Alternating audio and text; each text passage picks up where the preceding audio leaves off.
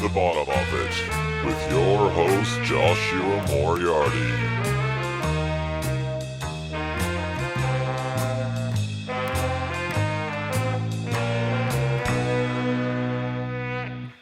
Hey, how you doing, pod people? Welcome back to the bottom of it with me, your host, Joshua Moriarty. Pleasure to have you here with me. Thank you for tuning in. Thanks for coming back. If no one is listening, it's just me talking into a microphone here by myself in my room, which is a bit sad. So I really appreciate you being here. Now, today's episode is with one of the special men in my life. It's Benjamin Plant from Miami Horror. Now, if you've been following this podcast for a while, you would have heard me mention Ben's name many times. Him and I have been pretty close in each other's lives for over 10 years now. It must be even a little longer than that. Working together on tunes, playing shows, even living together the last few years in LA. We even share the same birthday. Now, that's pretty crazy. Now, I would have first met Ben, I reckon 2008, 2009. I knew his manager at the time, and Ben was working on the first Miami Horror EP.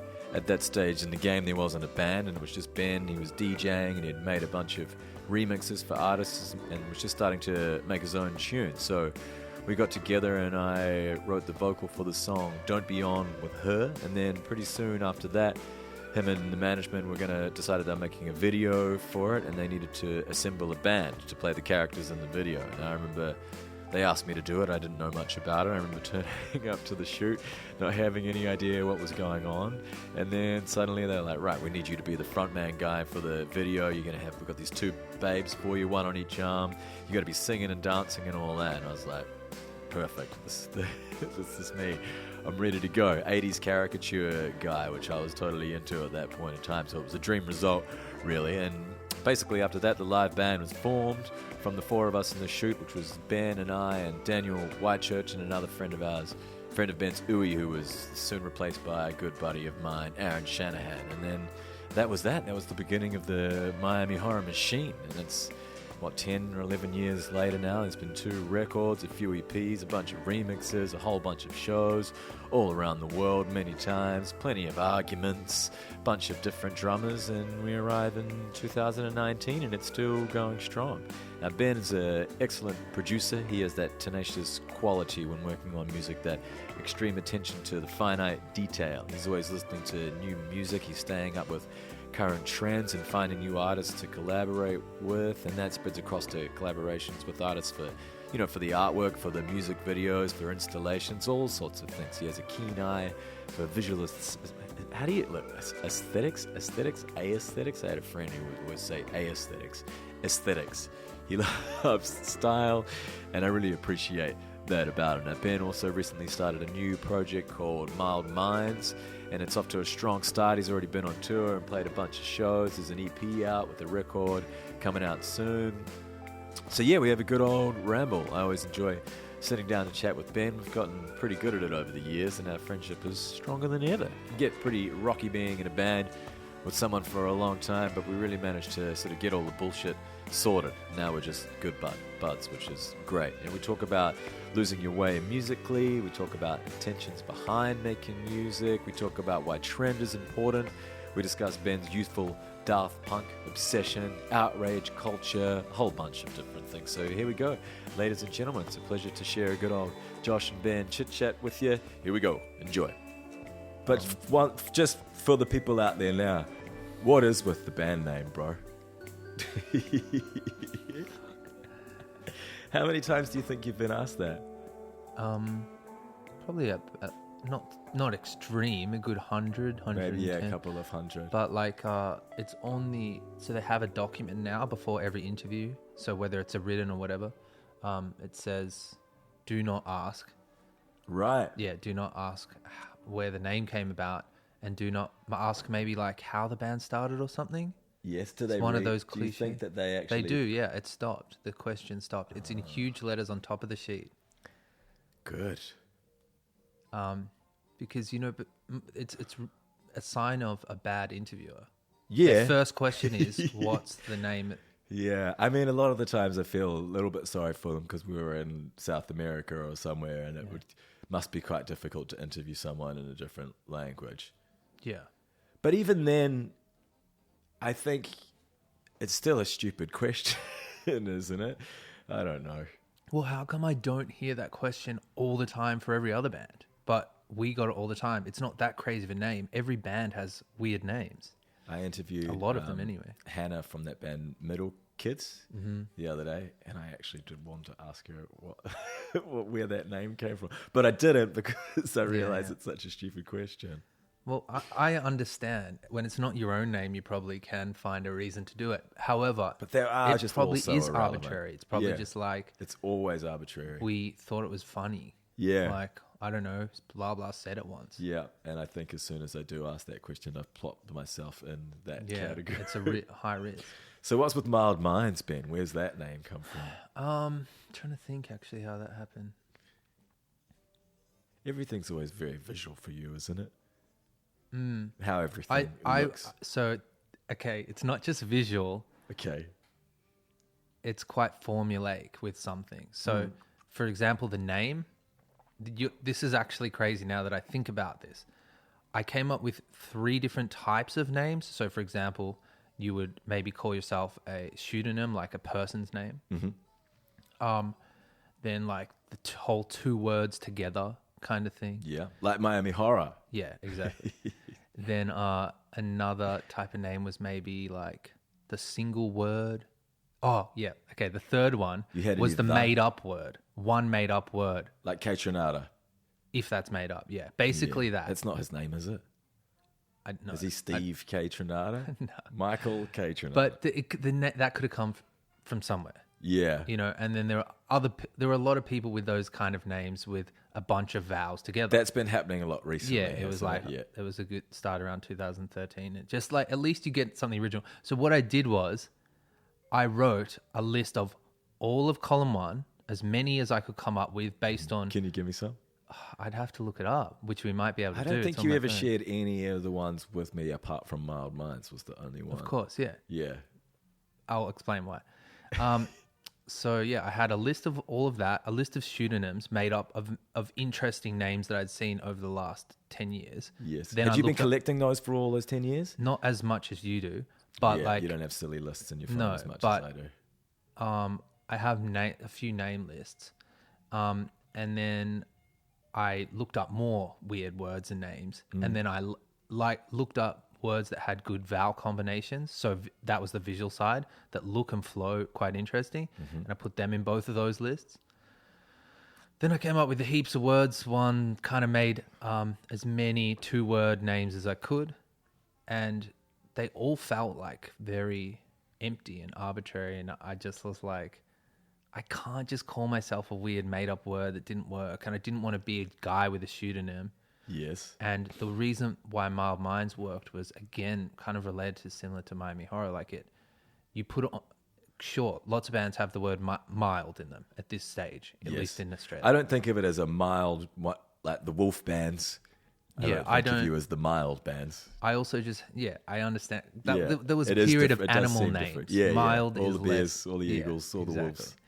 So I don't think it's exactly like that. I can see why maybe a few people might think it's just another one for now.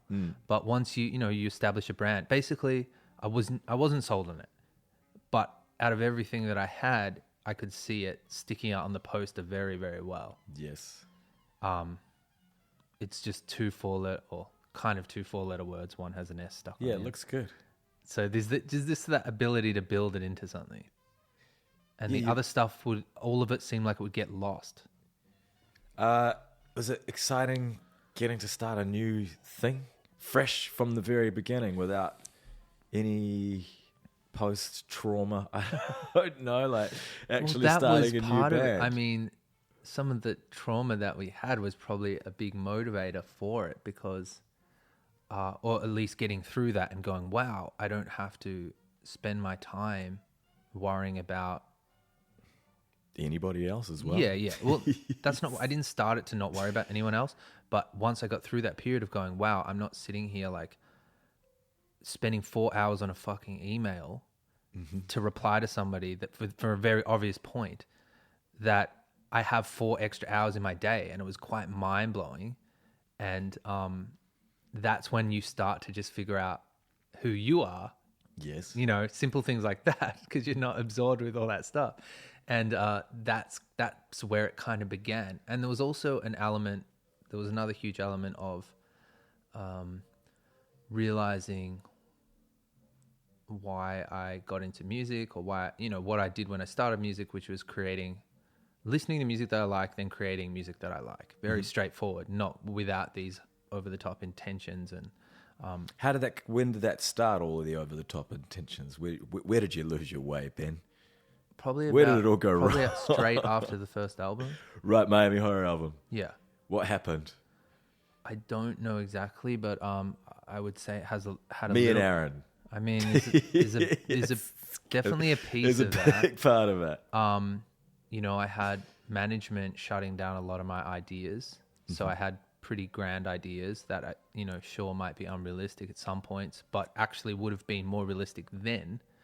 You know, for example, like working with an orchestra on something, you know, that Flight Facilities went and did. Yes. And just coming up with those kind of ideas that I got basically laughed at by management, which made it very hard to even articulate any ideas, because you had to build up a huge amount of confidence to even talk about them. And I was stuttering trying to explain them to him. Then I was having I just did you the thing two Sawyer. be I just did crazy. the thing Sawyer did. Oh. And so it was a combination Yeah, then you between had just me like and Aaron coming at you. kind of just, it was quite, you know, crazy for me because I wasn't wasted and you guys were. Yes. And so for me, I had to learn to let go of a lot to even just be happy. You know, to be happy backstage at a gig was like, I was like quite traumatized. And, you know, watching it, to me, it felt like what I had just built, watching it become something else without even having a say in it, you know?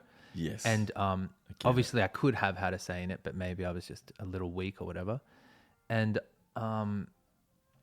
then you throw in like the pressures of labels expecting you to write hits basically after you've had a few. Yeah, songs you know, do well on your first yeah. record, of course. And then you throw in the fans who expect a certain thing only, and you definitely, there you go, like you've completely lost your way. Because This is classic second album situation. I know, but I wouldn't have thought I would fall for it. But at the same time, I don't think I ever really knew what being an artist was. Yeah. You know, you Well, don't know. How old were you when the first Miami Horror album was? It came out when I was 24, Really? but I would have started some of the songs at 18, 19. Yeah, right. Yeah. And Moon you'd never Theory been was in any written other around 19. bands or anything like that as well. Huh? You'd never been in any other bands or anything. In high school. But not really. You played some Korn covers or something. Yeah, exactly. Yeah. Well, I was trying to be a band leader then with like, check out my riff, and I would make things on Fruity Loops with a keyboard and distortion and be like, it'd be like, and I bring it to the band like, yeah, let's play this song I made on the computer. I've never heard any of those ones. Have you still got them? Or they're on your old computer? I mean, that was like 15, man. That was really early. I've got a lot of the electronic demos though that are a little bit funny and more like video game inspired and 80s inspired. Oh, Is there any of them that you've tried to recreate, No. make into a There smash? There now? was one potential smash hit that me and Dan wrote like before sometimes Yeah. and all that. And I think that had a really good basis to be something. But slowly as like production changed and things like that, it just felt like hard to recreate. The chord progression itself and the movement, yeah, you could use, but it just wasn't, it's never seen the light of day, but I'm waiting for something. Yeah, I got a few of those. This Yeah. one that Mario and I, that house track thing, we've been working on that for so long. But there's just when there's no urgency or something, you're just waiting. Yeah, for, if there was that scene happening, it would be Yeah, like, totally. yeah. But And even then, I guess with that song that him and I are working on, the scene is always going to have been gone for such a long time that no matter what, it'll always be a throwback. So it's just when either of us get around. it's almost better just waiting till that, till the throwback time is. But yeah, the other thing that's so amazing when you're that young and writing music is every song is important to you. Mm-hmm. You know, for example, I held on to that one song I'm telling you that we didn't release for like a good 7 years, thinking like one day this is going to be Yes. the hit song. And ever since then, I mean, there's like another 30 of those, you know, over the next 10 years almost. Are you So- better now than you were then, do you think? That's always an interesting question because there's something about being naive Well, and just... what is better? Number one, yes, I'm way more skilled and more Yeah, yeah. objective and whatever, and know how to work with people better and things like that. But when it comes to the essence of what makes music good, I would think I'm getting there. Mm-hmm. But like with all that stuff I told you about, it's just you forget what's important, you know, or you forget what made you good or things like that. It's also like sometimes I look back and I think I was trying so hard to be something else all the time, which, you know, you've said in terms of following trends and things. Sure. Yeah. That you don't have your own thing, or it almost could have been a better to just make a second Miami Horror album exactly how I would have made it, exactly who I was, allowed it to be a little bit cheesier than I wanted, allowed it to be a little bit potentially dated, because at the end of the day, we've seen that Illumination's still going strong, and it's like, yet I sat there and tried to avoid making something like that almost. Whereas, I guess it's just you're learning in front of people, really. Other people learn sort of privately, or the band has no success, so anyone... you learn in school. Yeah, or do it earlier, or their mistakes are just like something that they made on MySpace that no one ever heard anyway. But I guess if your first album does pretty well, and then you're kind of learning on your second one, but it's out in the world for a bunch of people who already have an opinion of what they want you to be. Mm-hmm. And then your dreams get crushed, Ben. Yeah, I mean, they'll get, it's like kind of crushed from every direction. But that's why I think that, Then how do you feel now? Your About- dreams are back, slightly. Maybe? yeah, there's that, I feel the potential. You know, I've started identifying, I'll hear a song on Spotify and I'll think, wow, this is cool. I really like this. It's kind of maybe even referencing that sampley era of stuff. It's not housey as such or anything, but just something in between that, like a chilled version or Avalanche's kind of thing. And I'll check when it was made, and it's like 2014 and sometimes 2017. And I'm just kind of like, okay, if I do like this, why am I not making it? And the reason is because I think it's kind of not relevant in a trend sense. So that is important to you. Yeah, but at the same time, if What you ab- make an amazing album, like What about it is important then? Like where does About that come trend from? stuff? Yeah, or being sort of on trend. Why? I hate hearing music that sounds irrelevant and dated. Right. I When it's new, but if it's a classic, it doesn't matter no, because well, sometimes it matters if it's too, you know, produced a certain way that's not classic enough. Yeah, then it can still be something I don't enjoy. Yeah. But it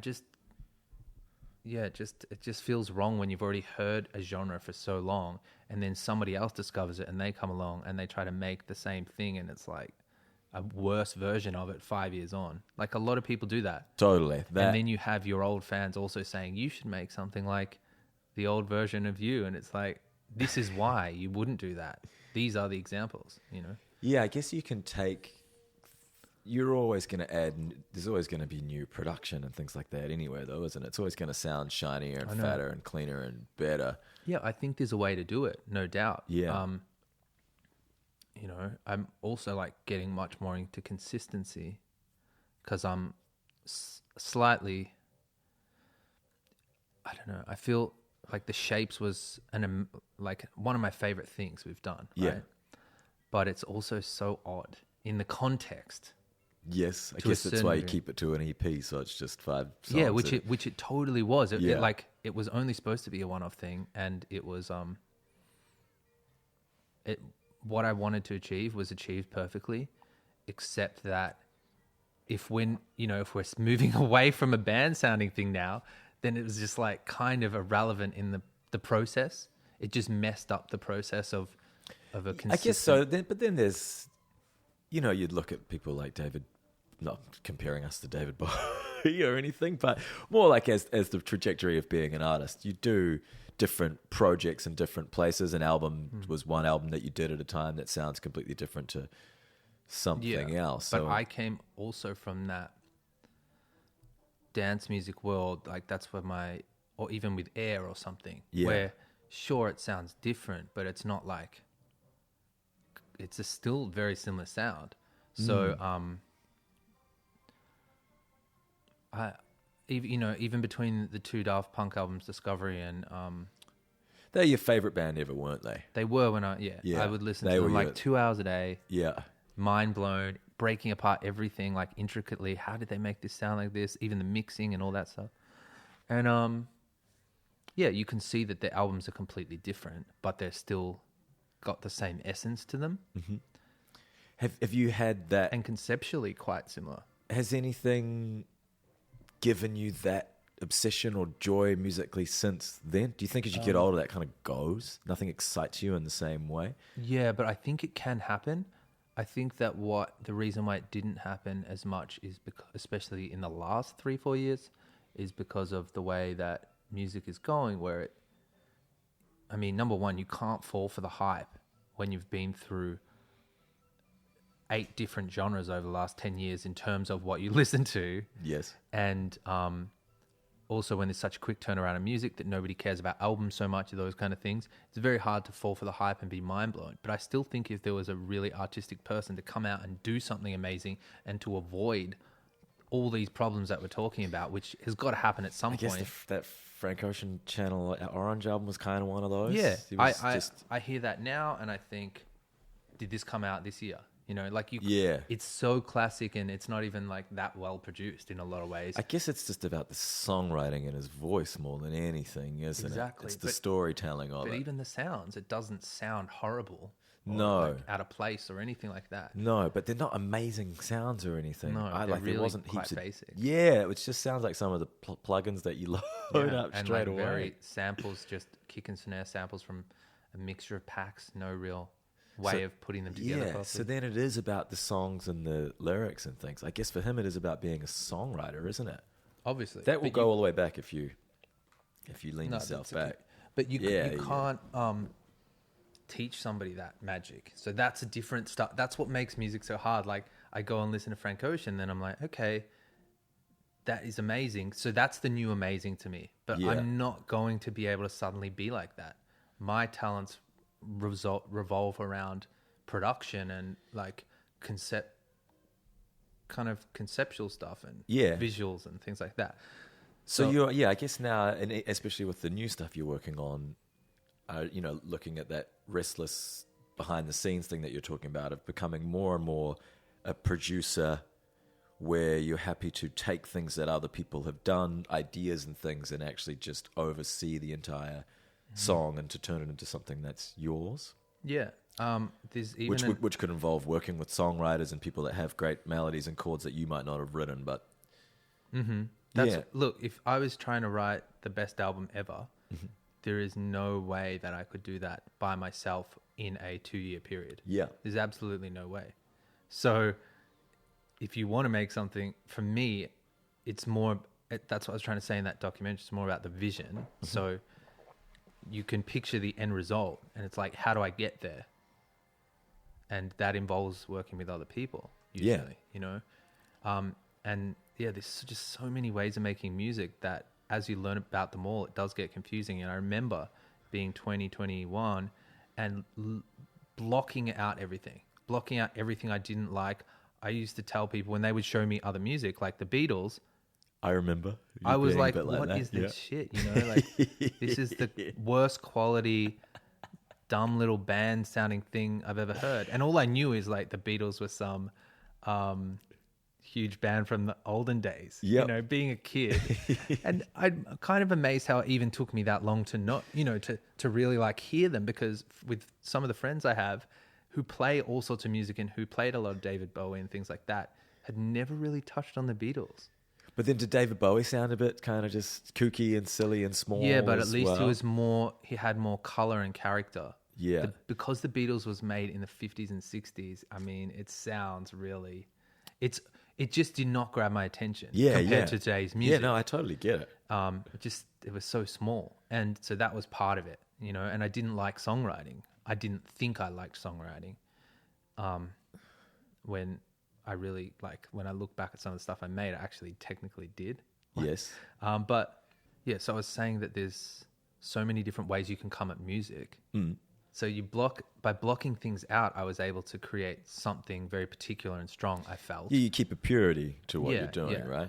As opposed to letting all those different influences in and being kind of confused about what music even is. Mm-hmm. I definitely think it's important to pull from different genres and stuff, but I think it was also for me quite effective to like draw that line. And as you get older and you've heard more, it's like becomes a little bit ridiculous to be blocking genres out that you love. Mm-hmm. So that you could stay focused, you know. That's the end of my story. No, but it is. Yeah, like what sort of defines you as what? This is so ridiculous and almost cliche, but it's what you don't do that makes you what you are a little bit. It's like you have to just pick limitations of what makes the and artist that's or the one album. thing that I feel since then has suffered, being consistency. You know, but then I remember sort of we were talking about it with something like a band like Phoenix, saying that you find them, they're great, but it gets limited because they can only use Thomas Mars's vocal all of the time, and that they use their select amount of instruments and a few other things. But where else can they go from? Yeah, there? I feel like a lot of bands like that are limited to 3 good albums almost. Mm-hmm. Even the Strokes, really. Yeah. When you've only got that many instruments and those people, you can't. Yeah. And then you have the next level, which change their style a bit more each time and don't use the same instruments. And then you have a step above that where I feel like not above, but away from that, which I feel like being a half band producer thing that we kind of are allows, it allows you to bring in outside, but too much. Like that's the struggle I've had, that you can literally do anything. Yeah. I'm trying to think who's like the Chemical Brothers still make pretty sick music. Always but you can tell that it's them, you know. Yeah, they do have new elements, and because they're not limited to anything but technology, which is always changing, they do add new beats. They've always got new singers. Basement Jaxx is kind of the same. But they are good examples to me. Yeah. That felt dated. Right. So through the late 2000s and whatever, I was like, I could see that they were good, but I just felt like you could clearly tell they were like some old dudes still making the same thing.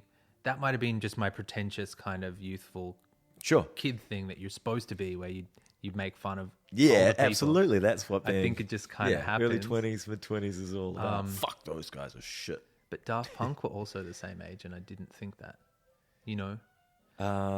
Their last Maybe album was they pretty were just cool. robots and you couldn't see anything. So. Yeah. So then, do you want to But be? I never saw who Chemical Brothers or Groove Armada or Basement Jaxx look like. But No, I just not could really. tell that they're in terms of the music that was happening at the time.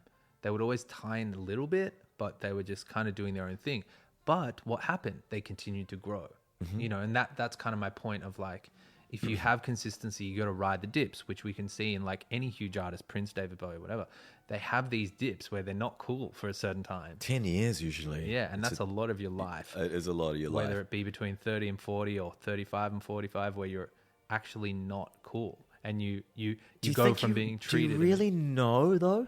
Like David Bowie in the 90s wouldn't have been treated badly or anything. Everyone would have still been quite happy to meet him, and you like if it's your life, you probably don't know. At that level, yeah. Yeah. There's a certain, but you know, people were still, again, like people love to feel power by like berating somebody else or like laughing at someone else, even if it's behind their back. Like, yeah. look at, you know, Prince in the 2000s, that's weird. That 90s was when he was that was when he was Yeah. the guy who sucked his own dick, removed his Apparently, ribs. He was all the joke. But that's also a you know, he is an 80s character through and through. Yeah. He fit the 80s so well. Yes. He made the 80s, Yeah, And he's so, quintessentially 80s. yeah, for and sure. so he couldn't let go of, he couldn't let go of that going into the 90s and the 2000s, and that's what seemed weird, because especially when you're looking at what was popular in the 90s, which I don't even love, it's those people would have just laughed at Prince. Yeah, we did. You're making grunge rock, and Prince is still dressing. I remember seeing him on a Letterman performance or something in like 98 when I was a teenager and just going, well, who the like that guy is a freak. I'm not interested at all in just being so weirded out by him. And it wasn't until the early 2000s when I got a CD of his and went, I actually quite enjoy this. And then that was sort of became the beginning of me getting into him. But yeah, he was really weird.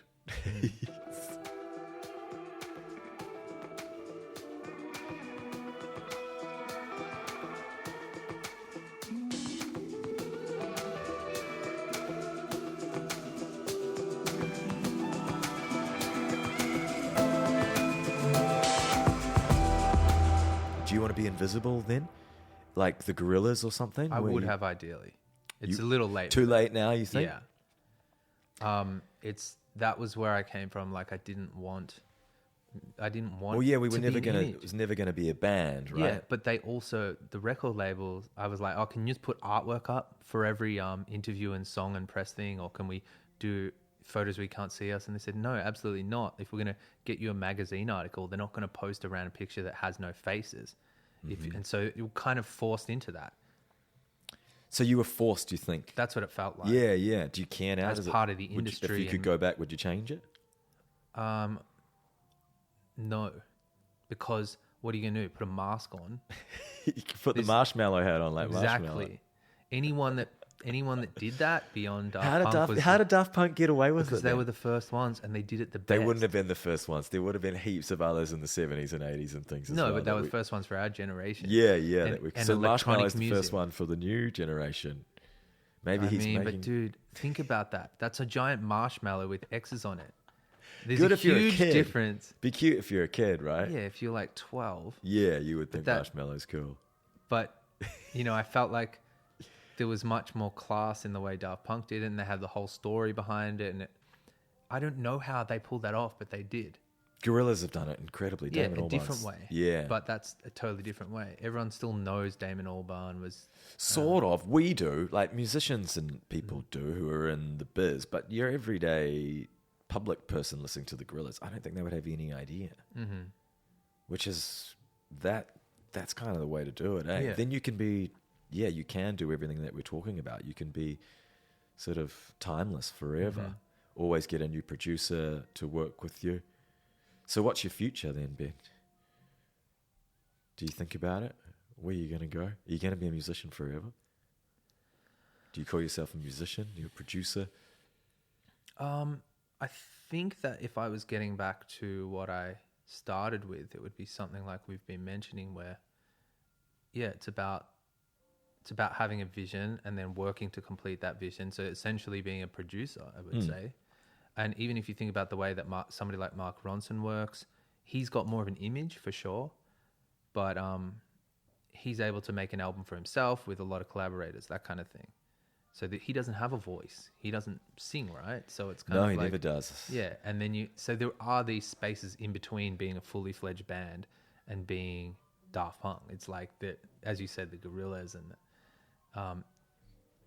and then you have dance music producers who every 3 years completely change their sound, but haven't continue to last as a brand.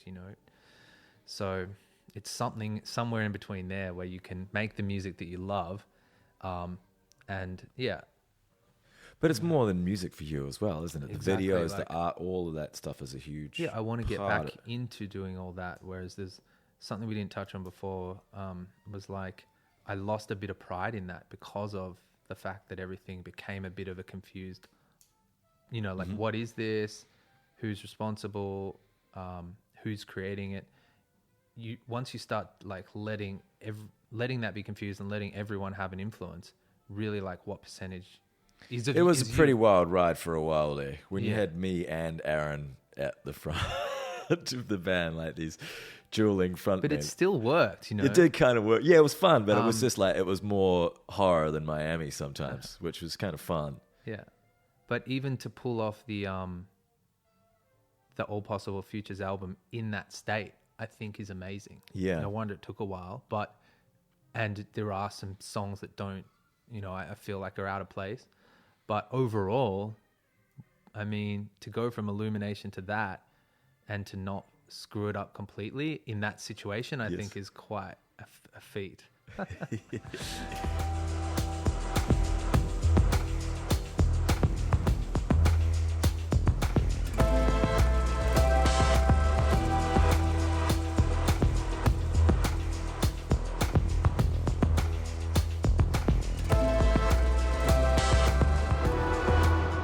Do you ever feel what you do, you know, what we do or anything being an artist or is superfluous, kind of useless, doesn't mean anything? What is it doing to help? Should you be helping people instead? Does it help people? Know. So many people say that.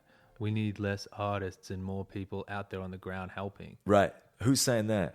You haven't seen that stuff? No, is that a new thing on the internet? I try and stay away from the internet. I wish I could pull up the article to properly get it. Right. But that was quite amazing to see that. You know, like, who do you think you are? What's your job? Oh, I'm just actually working in an office, but you know, we need less artists because how dare they, like, so selfish, making music for fun and making money off it. Right. So self-indulgent, save the world, not you should be saving the world. Like, you want me to go? What would you do? How would you save the world? Absolutely nothing. I'm not a ground-based person where I'm going to do help one person at a time till I die.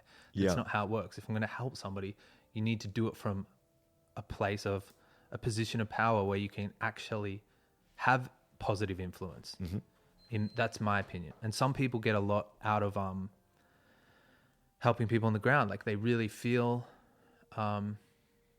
connected, and I don't know, maybe there is a sense of self-indulgence. Like, I definitely believe we have to support our community, and do you get the guilt from it? I don't get any guilt. Great. I don't think it's possible to save everybody, number one.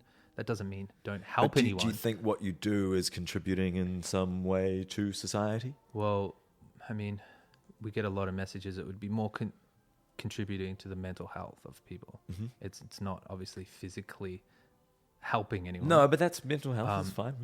Where people find solace in the music, and especially given the first there's been album. A lot of people say that over the years, hasn't there, with Miami Horror songs? Yeah, and I think specifically the first album because it had a lot of escapism lyrically and things like that. So, and growing up the way that I did, where I felt like an outsider, to be honest.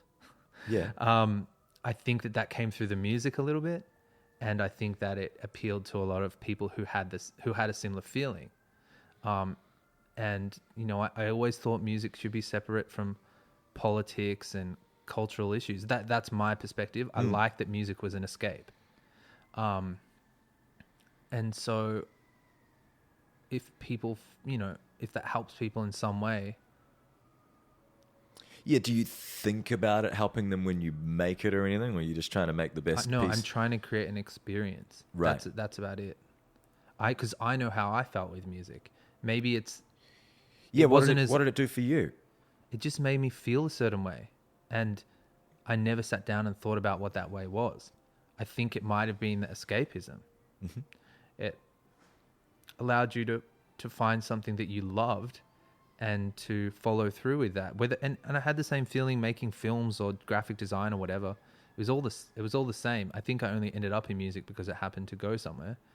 But that's interesting. So what would you be if it didn't happen? Well, thankfully not a filmmaker, because that would have been extremely stressful. Right. I had a lot of issues with working with teams, number one. Ridiculous. You're better now.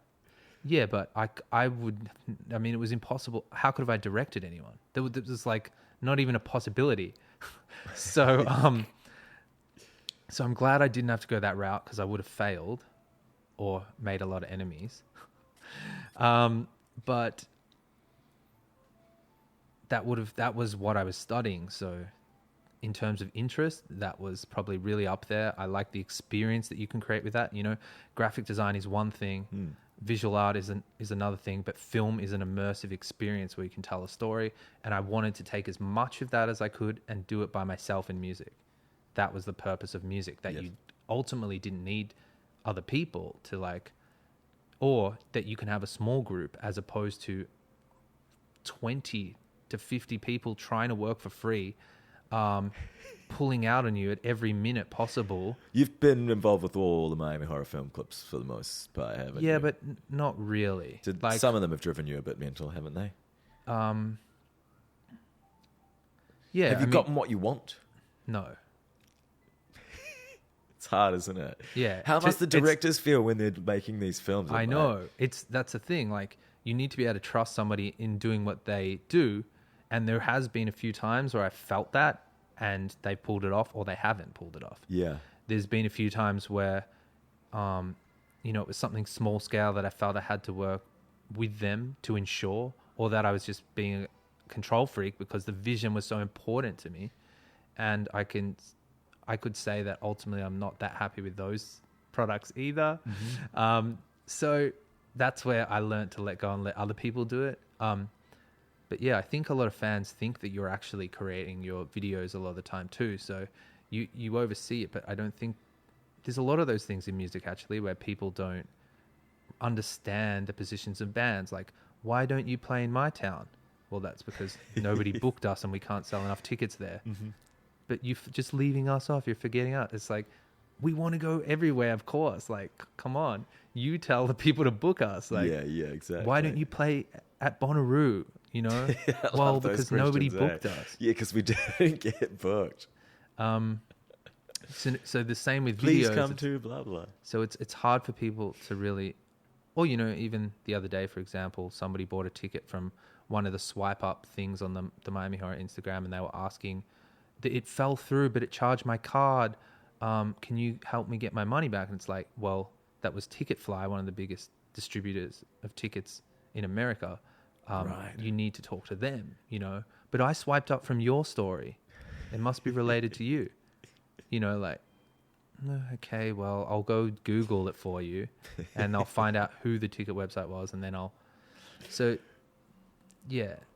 I don't know if we should include that one because they might listen.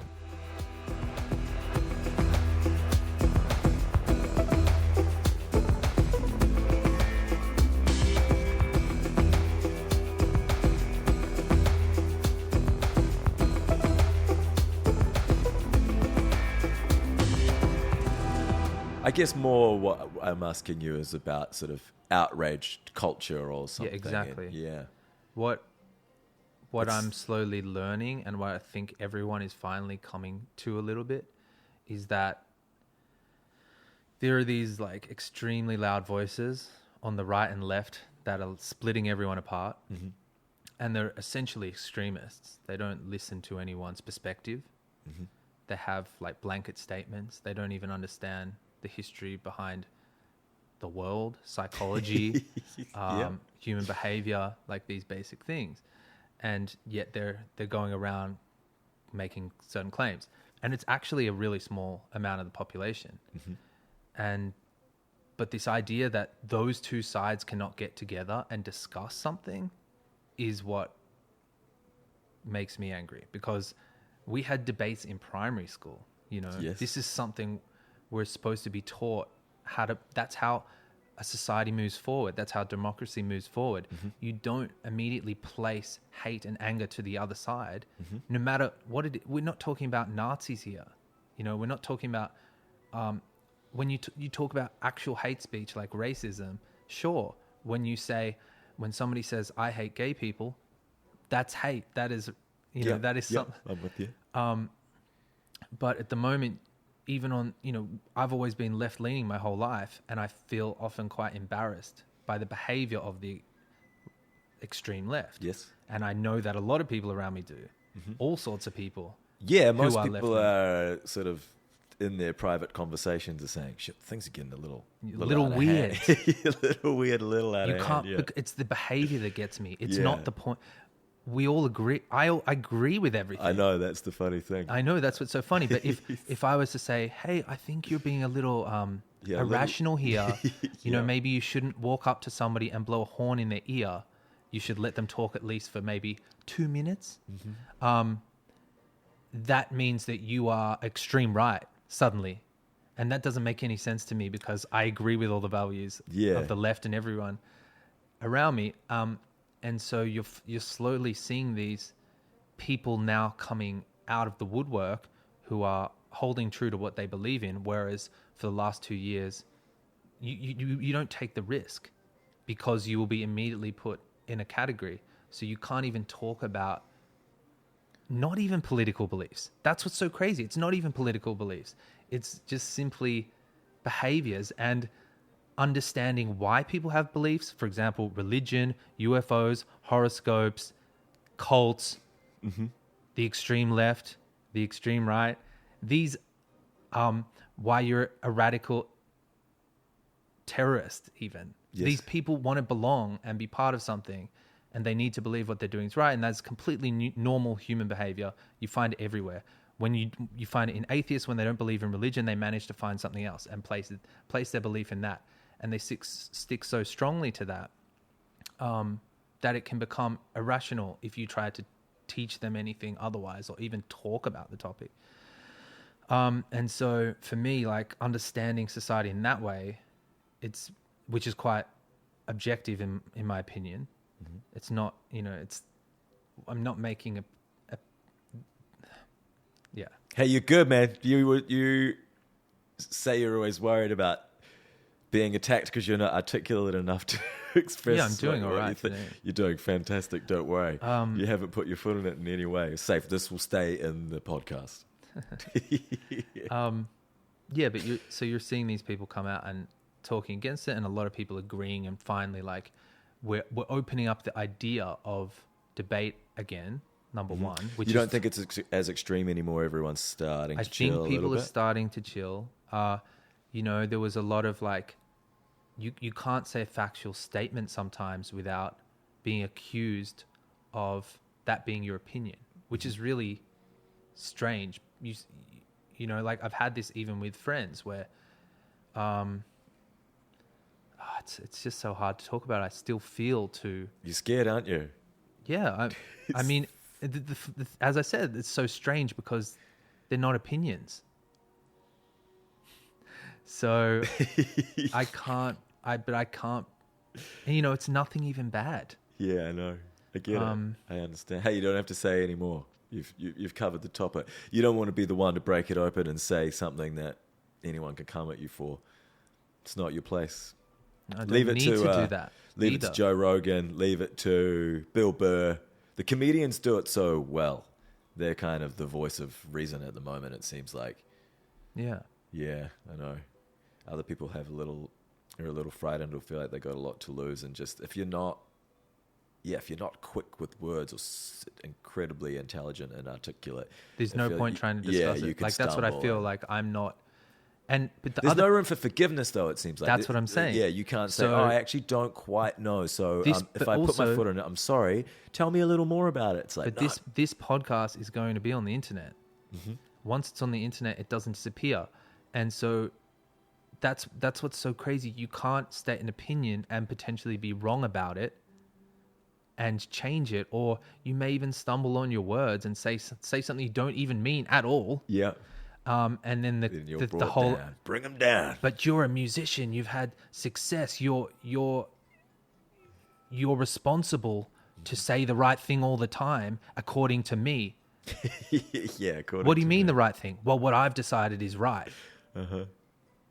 So even though 90% of people don't agree with you, you think that it's okay to bring up the one thing that I accidentally, mistakenly said and don't even understand, that I've now moved on from. That kind of thing doesn't work. And that's why you have these mobs on the internet and things like that people are starting to understand to ignore.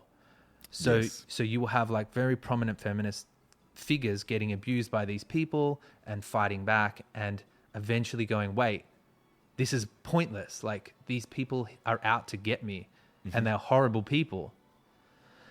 And so I saw on Q&A the other day some very eloquent people talking about their beliefs, and that there was a huge difference to what I saw on Q&A in 2017, where you would pit these two extremes up, or not even Q&A, but Right, other yeah, I know shows what like you're that. talking about, You yeah. put two extremes up against each other. You get Milo, what's his name, Yiannopoulos or whatever, Oh God, I got no idea. and you get a radical feminist, and you get them to fight each other in the most obscene way, and put them, Clickbait and television, put them as representatives YouTube shit, yeah. of society, which is absolutely not true, you know.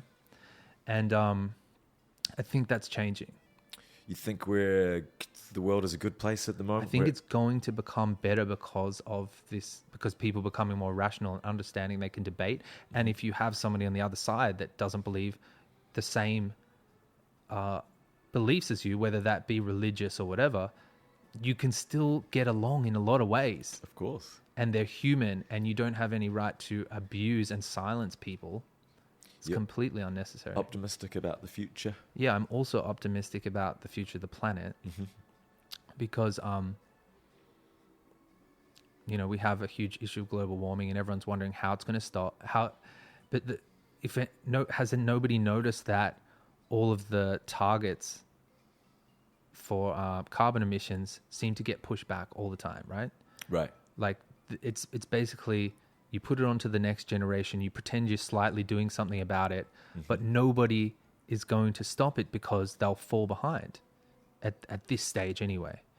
Either you have to agree as a whole planet to change, which China clearly doesn't, they secretly release a lot of emissions, and the US doesn't even follow it. So when you don't have a planet that agrees, nobody's going to be not many anyway, going to be the first people to essentially slow down growth because they're capitalist cultures, which is also totally fine.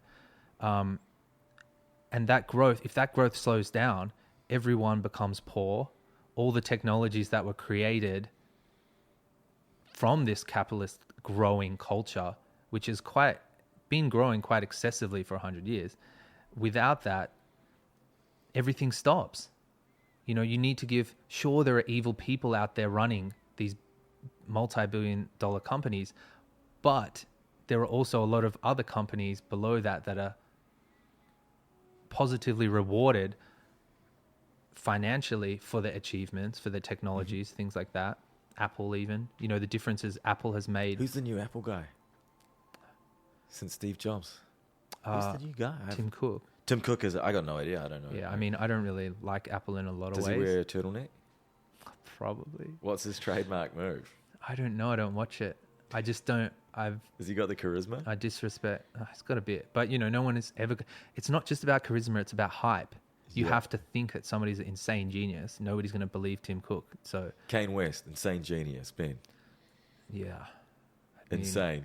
Maybe. Yeah, exactly. No, he is a genius in a lot of ways, but he has mental issues. Do you feel like if you sort of say their name more, you give them more power and the more you buy into it? Well, for somebody like Trump or Kanye, yeah. Yeah, Who, I agree. I mean, you can see their megalomaniac nature. Like, it's weird.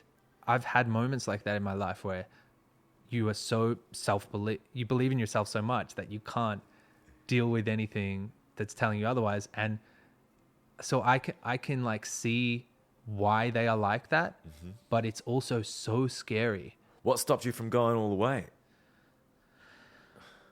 I mean, probably the positive of working with people and like having to understand, I don't know, maybe growing up.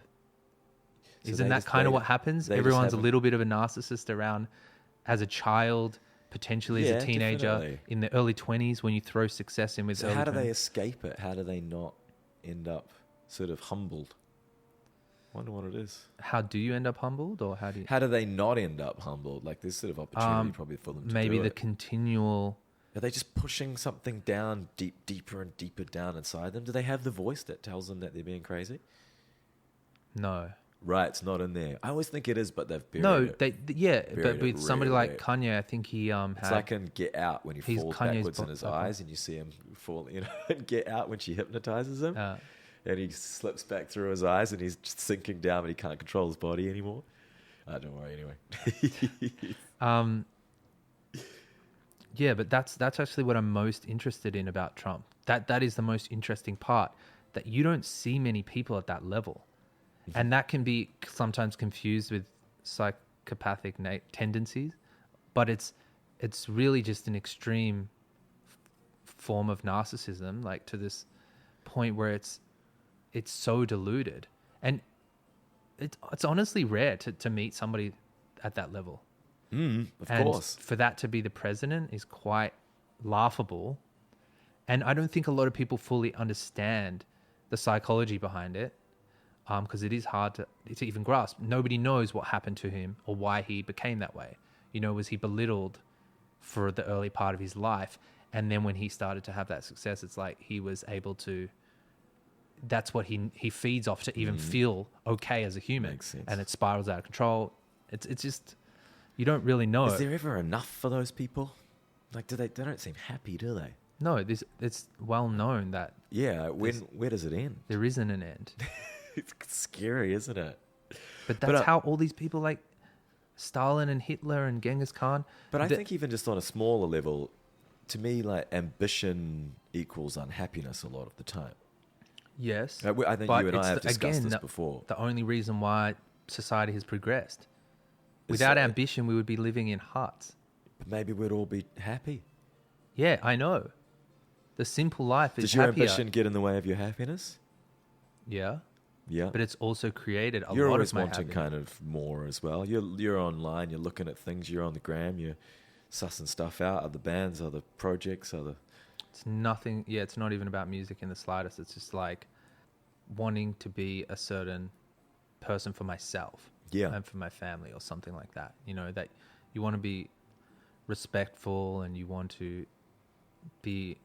It's hard to put it into a few words, but beyond that, you want certain achievements, and I wouldn't have any achievements if I didn't have that drive. Mm-hmm. That occasionally makes you unhappy, but at the same time,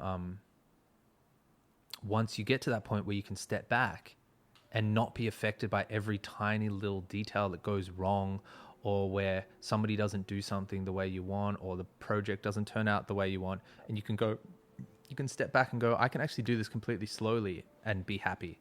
Mm-hmm. You know, it's pretty obvious with something like Miami Horror, where we barely release music, to be honest. Yes. Most of that, I mean, it's stressful as hell. Well, that's what I mean. But- Ambition and wanting to achieve things is really, really stressful. It can be difficult to maintain sort of happiness through that, I find, anyway. I want more. That's what keeps me motivated. That's why I know, I'm always but I think working. that, like, if you got to a certain point, like, as I've had more money and security, that's what slowed me down. Because I'm like, okay, well, I can kind of just chill for a bit. But it's the future that's going to be a worry if I don't sort out. You know what I mean? So Yes. you're going to have a family. You're going to have a house that you cannot afford. I grew up with my parents paying the mortgage constantly. It just felt like they were basically living to pay the mortgage. And I never want to be in that situation. I was like, I'm never going to get a credit card. I'm never going to get a loan, which actually stopped me buying a house when I should have 10 years ago. But I've since learned more about economics. But anyway, I think it would be a case of if I had like people would make fun of you for wanting $2 million, which is going to basically buy you a house and fund about 15 years of living.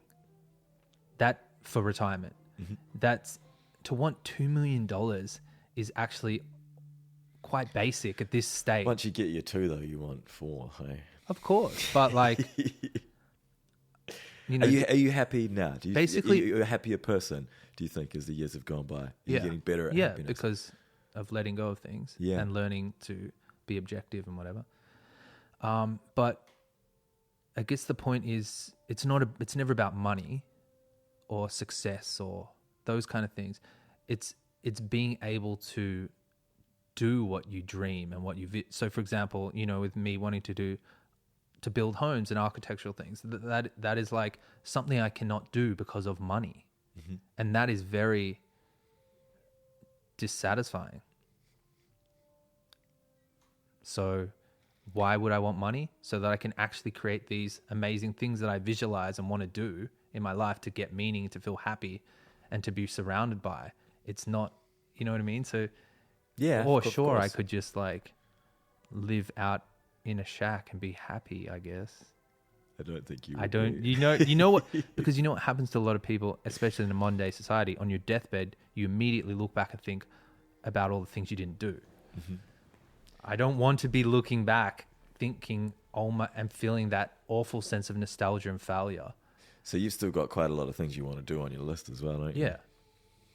And keep you going. I think it's good to want to do too much, no matter what that is, whether it's straight up help society in every way you can, or it's personal achievements, or... Is there a point where you think you'll be done? You can retire, relax? Yeah, I'm hoping by 60 that 60, that I okay. will have most of those, enough things under my belt that I will be cool with it. But I still, want an involved lifestyle. I don't want to just be sitting there. I'm sure I'll be coming out with other little ideas to do and things to create. But, you don't have age on your side then as well. So that's the other urgency, wanting to achieve things before they're unachievable. You don't get into music at age 45. It's possible, but no, it's going to be hard to convince people to back you, Yeah, definitely. So a lot of those things, same with photography, I really wanted to do photography for a lot of my life, and I had to stop. I had to say no and just focus on music, because there's no point doing something when it got to the point where there's so many Well, then good it's a hobby. I guess there's the point. but is it wasn't wanting. for a I didn't hobby, want it to yeah. be a hobby. I wanted it to be amazing. I could, I can see these things in my head that I want to create. But what happened was that was before everyone was a photographer. So now you have every kind of good photographer out there. Everyone's in everything now, though, aren't Yeah. they? That's So the hard what's the thing. point? Yeah. There's no point really starting photography now or continuing it, because it was just like, I'm already talented enough in music.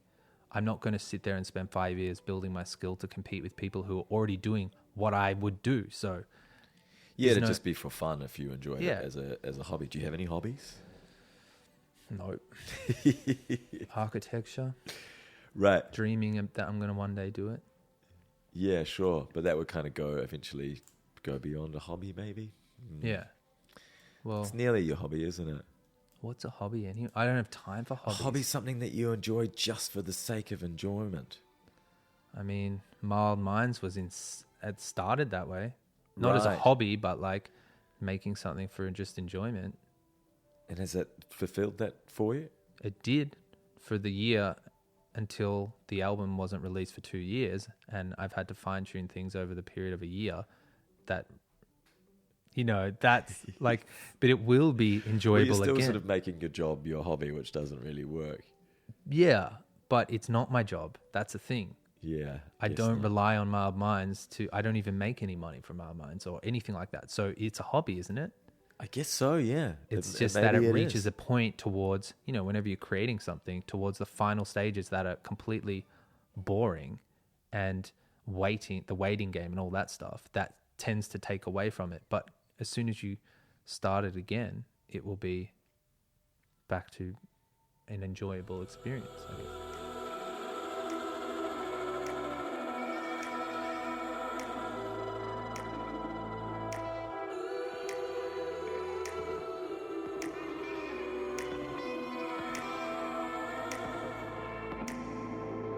Final question. What song do you never need to hear ever again? I reckon you're going to be quite similar to me on this one. I can give you some of the examples that I've had recently. I think you'll probably hit the nail on the head. Oh, okay. Well, for me, it's Living on a Prayer, I think. Or Eye of the Tiger. No, Living on a Prayer is way worse. Worse. Yeah. And but I think it would be something a little bit more like a horrid EDM. Right. But you got to pick one that's a big one, not just... I don't remember. So it's That's the problem. genre almost for you. It's not even one song. It's the horrible EDM genre you could happily never hear ever Or like a again. really cheesy 90s song that they were just, they were on another planet at that point, like Barbie what Girl. kind and of stuff. the 90s ones though? Like the ones that Costa would like those kind of post grungy ones where they're wearing shiny shirts. I was thinking just that really poorly produced 90s pop stuff. Like Spice Girls, but not Spice Girls. Yeah, because 'Cause Spice they were Girls actually actually a very thing. well produced. I like those albums. Nothing's coming to mind. Blue Bubba Dee Bubba Da. That is so funny that you just say boo abadi abadai because I just looked that up yesterday. Yeah. But it's I haven't heard it enough that it kills me. No, at all. and it's actually But, it's you know, got a there's little bit weird of charm. shit that came from Yeah, the 90s is weird. yeah. Thanks, Ben. That was fun. I enjoy our chats. Ben fascinates me. We used to always see things quite differently, but over the years, we've really started to understand each other, I think. We've both got a little more patient and accepting, which I guess sort of happens as the years go by. Or you can go the other way and become a stubborn old prick, but luckily I think we went in the other direction. Now, I've included some links in the podcast description. There's the first video we made together, the Don't Be On With the Miami Horror video. It's pretty funny to watch these days. It feels like such a lifetime ago. And I've also included the video link for the latest Miami Horror single, Restless, which is a song I wrote with Ben and another buddy of ours, and I sing on that one. And I've also put a link to the Mild Minds video for Weak Signal that Ben's singing on. You can get a taste of Ben's strong visual aesthetic with all of that stuff. And also all of his great production work and songwriting and all that. He's very, very good at what he does. Miami Horror's on a bit of an American tour at the moment. If you're in the States, get a ticket, check it out. I'm sitting it out for a little while, not doing those tours. They got a new band together because I got a few other things I need to take care of, some JMO solo stuff and some All the Colors things, but I'll be back at some point in the near future. In the meantime, check out that new show. I've seen footage and videos. Looks like they're doing an excellent job. Love it. All right, I think that's enough for today's episode. Thank you so much for tuning in. More episodes coming soon. Until then, take care and try not to use too much plastic. That's my message for the day. Thank you.